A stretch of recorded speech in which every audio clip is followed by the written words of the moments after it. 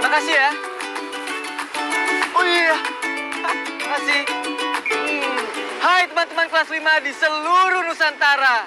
Apa kabarnya pagi ini?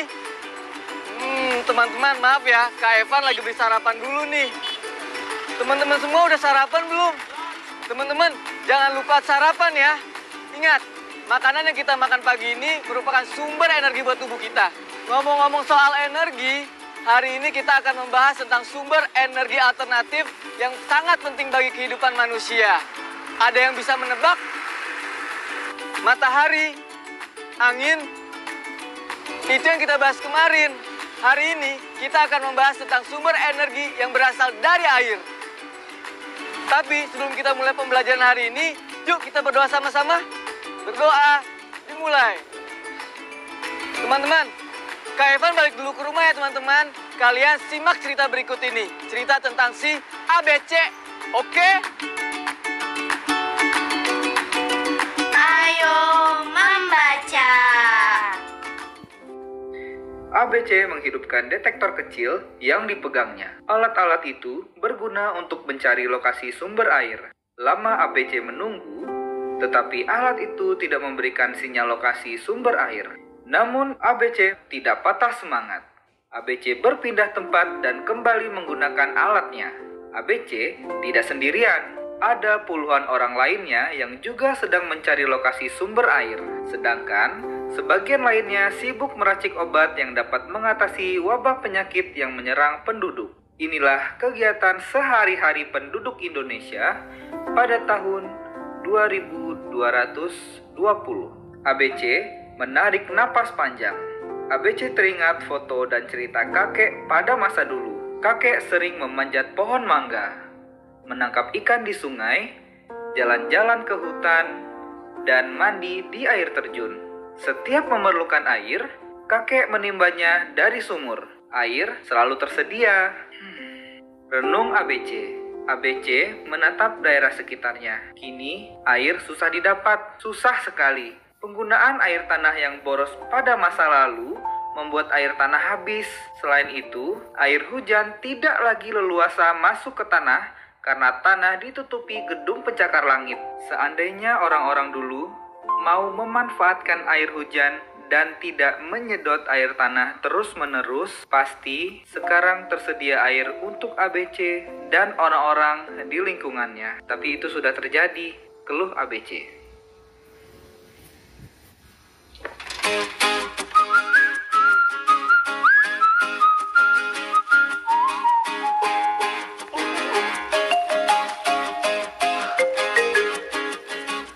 Kasihan sekali ya ABC dan teman-teman di masa depan. Jangankan masa depan, teman-teman kita di masa sekarang saja di berbagai daerah banyak yang mengalami kekeringan akibat kekurangan air. Air merupakan salah satu sumber energi yang paling banyak digunakan oleh manusia. Salah satunya adalah sebagai pembangkit listrik. Sayangnya sekarang ini banyak permukaan air tanah yang terjadi penurunan akibat pemakaian air secara berlebihan. Kalau hal ini dibiarkan terus-menerus, bukan tidak mungkin cerita ABC benar-benar terjadi. Nah teman-teman, masih ingat kan cerita yang kita baca tadi? Pada tahun berapa kisah ABC itu terjadi? Kalian bisa jawab di buku kalian masing-masing ya. Teman-teman sudah dapat jawabannya? Ya, betul. Cerita tersebut terjadi pada tahun 2220. Berarti kurang lebih 200 tahun lagi.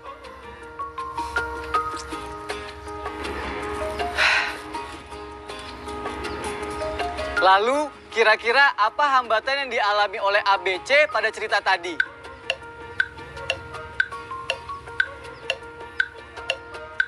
Kita jawab sama-sama ya.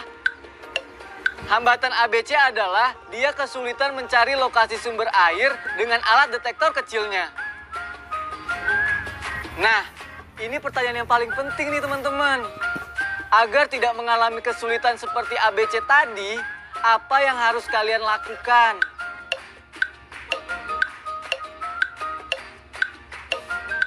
Teman-teman pasti udah tahu caranya, yaitu dengan menghemat air dan membuat alat penampungan air hujan. Dan yang gak kalah penting adalah menjaga dan membuat daerah resapan air seperti taman, kebun, hutan, dan sebagainya. Nah, sekarang kita latihan menulis yuk. Kalian siapkan alat tulisnya ya. Kak Evan mau makan dulu. Ayo menulis.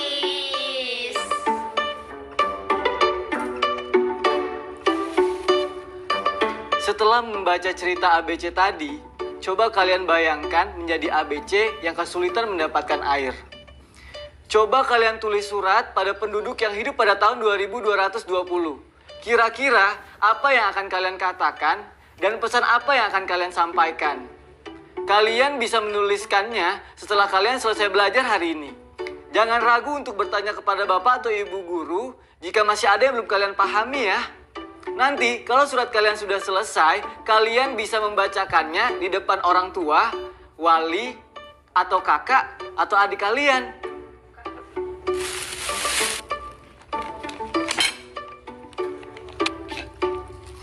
Kak Evan sarapan dulu ya. Sementara itu, kalian bisa belajar kata dengan siapa?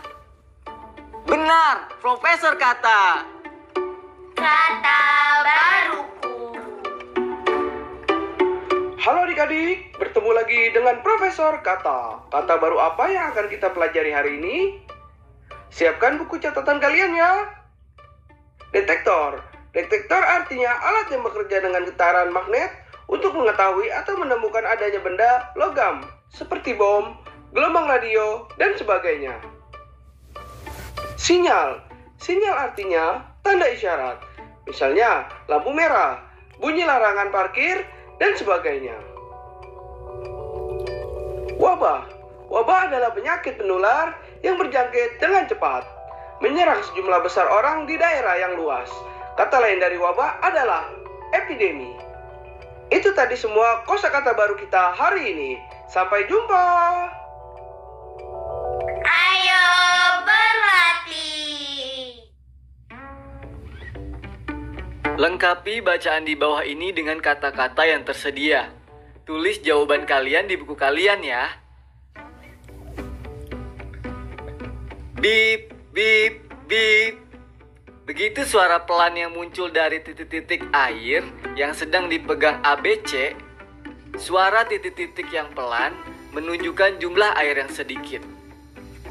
ABC melangkah hati-hati menuju area yang ditunjukkan alatnya. Ia tidak titik-titik bergerak di antara gedung-gedung titik-titik. Sesampainya di area yang tepat, ABC segera titik-titik air menggunakan pipa khusus. Benar saja dugaannya. Air yang keluar hanya 5 tetes. Air sebanyak itu tidak cukup untuk dijadikan campuran guna titik-titik obat. Padahal, ABC sangat memerlukan obat untuk mengatasi titik-titik yang sedang melanda kota tempat tinggalnya. Silakan dijawab teman-teman. Kak Evan tunggu. Yuk, kita periksa sama-sama jawabannya. Kata pertama adalah detektor. Kedua adalah sinyal. Ketiga, leluasa. 4, pencakar langit. Kata kelima, menyedot. Keenam, meracik. Dan kata ketujuh adalah wabah. Mudah-mudahan teman-teman bisa menjawab dengan kata yang tepat ya.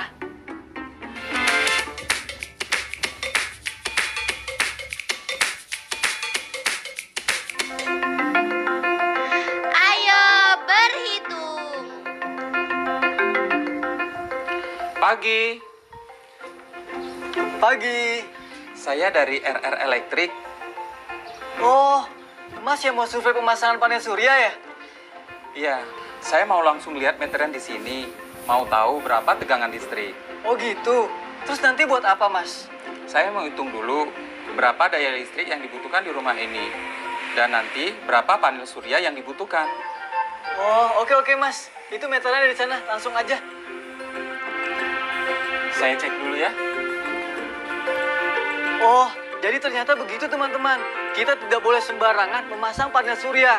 Harus mengetahui berapa tegangan listrik dan kebutuhan setiap rumah. Sekarang kita memperkirakan yuk.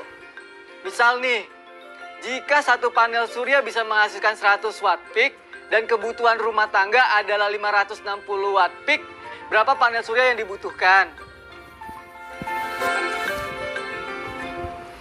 Nah, kalau menurut Kak Evan, 5 atau 6 panel surya. Kalau menurut teman-teman bagaimana? Sudah, Mas. Oh ya, terima kasih ya, Mas. Kira-kira saya bisa naik ke atas, mau lihat atap. Mau lihat kira-kira atap mana yang bisa dipasang panel nanti. Oh, boleh, Mas. Silakan. Sementara itu, kalian simak yang berikut ini ya, teman-teman. Ayo menyimak. Tahukah kamu apa itu barisan bilangan Fibonacci? Barisan bilangan Fibonacci adalah barisan bilangan yang dimulai dan 1. 1 dan bilangan selanjutnya merupakan penjumlahan dari dua bilangan berurutan sebelumnya. Kalau kita jabarkan, barisan bilangan Fibonacci adalah sebagai berikut. 1, 1, 2, 3, 5, 8, 13, 21, 34, 55, dan seterusnya. Bilangan pertama 1. 1 dan bilangan selanjutnya merupakan penjumlahan dari dua bilangan berurutan sebelumnya. Kita mulai dari angka 1, karena bilangan selanjutnya adalah penjumlahan dua bilangan, maka angka 1 dimunculkan kembali. Jika 1 tambah 1 sama dengan 2, maka bilangan selanjutnya adalah 2. Maka bilangannya menjadi 1, 1, 2. Selanjutnya, dua bilangan sebelumnya kita jumlahkan, yaitu 1 tambah 2 sama dengan 3. Maka bilangannya menjadi 1, 1, 2, 3. Begitu juga dengan bilangan selanjutnya, yaitu hasil penjumlahan 2 tambah 3 sama dengan 5. Maka bilangan Fibonacci menjadi 1, 1, 2, 3, 5. Nah, begitulah seterusnya. Jumlah dua bilangan sebelumnya yaitu 3 tambah 5 sama dengan 8. Maka bilangan Fibonacci-nya menjadi 1, 1, 2, 3, 5, 8. Kalau kita gambarkan sebagai persegi, maka gambar keseluruhannya seperti ini. Ayo mencoba. Hati-hati ya, Mas. Siap. Keluarga Kak Evan sengaja memasang panel surya sebagai energi alternatif dari matahari. Panel surya sekarang ini sudah banyak digunakan oleh orang banyak. Panel surya terdiri dari bahan-bahan yang terbuat dari sel silikon yang mudah menyerap sinar matahari. Nah, teman-teman, sekarang kita jawab pertanyaan ini yuk. Di sebuah rumah ada 3 panel surya yang masing-masingnya berisi 36 sel silikon. Terdapat 3/4 bagian panel surya tersebut yang rusak. Jika 2/3 bagian panel surya yang rusak telah berhasil diperbaiki, berapa banyak sel silikon yang rusak dan sudah diperbaiki? Kak Evan beri waktu untuk teman-teman menghitungnya ya. Silakan tulis jawabannya di buku kalian masing-masing. Sudah? Kita cek sama-sama yuk. Diketahui, sel silikon pada satu panel surya berjumlah 36. Sel silikon yang rusak pada panel sama dengan 3/4 bagian. Panel yang sudah berhasil diperbaiki sama dengan 2/3 bagian dari 3/4 bagian yang rusak. Untuk mengetahui jumlah panel yang sudah berhasil diperbaiki, pertama-tama kita hitung dulu berapa bagian yang rusak. Caranya adalah sebagai berikut. 3/4 dikali 3. Karena ada 3 buah panel surya, dikali 36 sel silikon, sama dengan 81. Jadi, jumlah sel silikon yang rusak adalah 81 sel. Kemudian, baru kita cari berapa jumlah sel yang sudah diperbaiki. Caranya sebagai berikut. 2/3 dikali 81 atau dikali jumlah sel yang rusak tadi. Hasilnya sama dengan 54. Jadi, jumlah sel yang sudah diperbaiki adalah sebanyak 54 sel silikon. Itulah gunanya perkalian pada pecahan. Sekarang, coba berlatih lagi yuk teman-teman. Ayo berlatih. Pada sebuah industri rumahan, diketahui 5/7 kebutuhan listrik untuk produksinya sudah dipenuhi menggunakan panel surya. Jika diperlukan 42 rangkaian panel surya, berapa banyak tambahan panel surya yang diperlukan untuk memenuhi seluruh kebutuhan? Teman-teman, coba jawab di buku masing-masing ya. Nanti kita cek sama-sama. Yuk, kita hitung lagi bersama. Diketahui, kebutuhan listrik untuk produksi yang sudah dipenuhi sebanyak 5/7 bagian. Lalu, jumlah panel surya untuk memenuhi keseluruhan kebutuhan listrik untuk produksi sama dengan 42 buah. Untuk menghitung berapa banyak tambahan panel surya yang dibutuhkan adalah dengan kita cari dulu berapa jumlah panel surya yang saat ini sudah ada dan sudah memenuhi kebutuhan listrik untuk produksi. Caranya sebagai berikut. 5/7 dikali dengan total panel yang dibutuhkan untuk memenuhi seluruh kebutuhan listrik di rumah, yaitu 42 panel. Hasilnya 30 buah. Selanjutnya, tinggal kita hitung berapa kekurangan panel atau berapa panel yang dibutuhkan. Caranya sebagai berikut. Jumlah total panel surya yang dibutuhkan dikurangi jumlah panel surya yang ada di rumah. Sama dengan 42 dikurang 30, sama dengan 12. Jadi, jumlah panel surya yang harus ditambahkan adalah sebanyak 12 buah. Kamis depan saya datang lagi ya, Mas. Udah siap pasang instalasi. Oke, Mas. Permisi. Silakan. Urusan panel surya sudah selesai. Sekarang kita ke proyek minggu ini. Proyek kreatif minggu ini.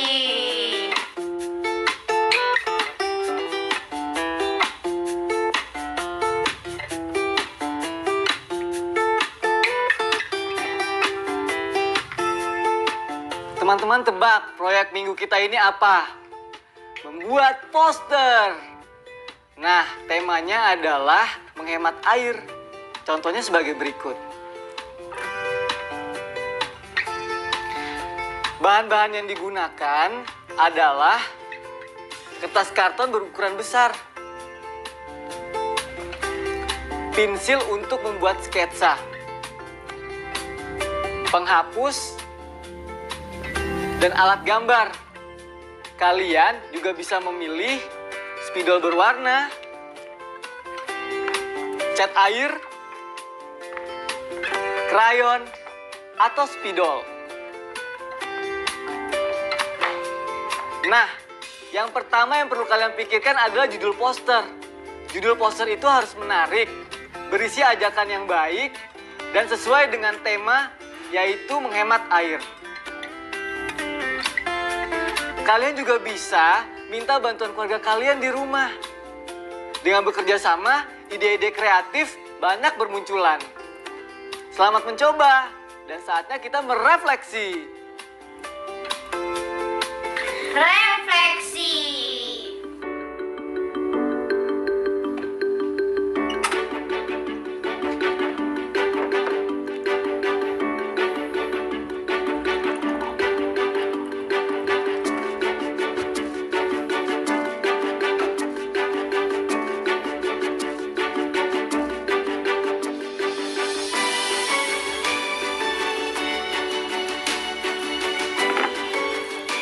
Hari ini kita belajar tentang kisah yang berjudul Sudah Terjadi. Bahwa betapa pentingnya air dalam kehidupan kita. Dan betapa pentingnya menghemat air. Kita juga belajar kosakata baru.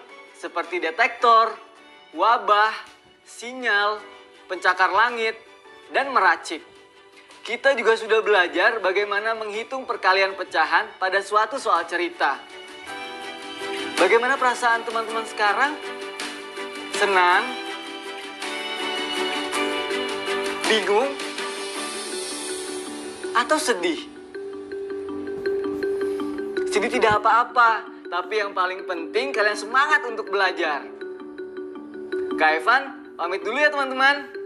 Dadah!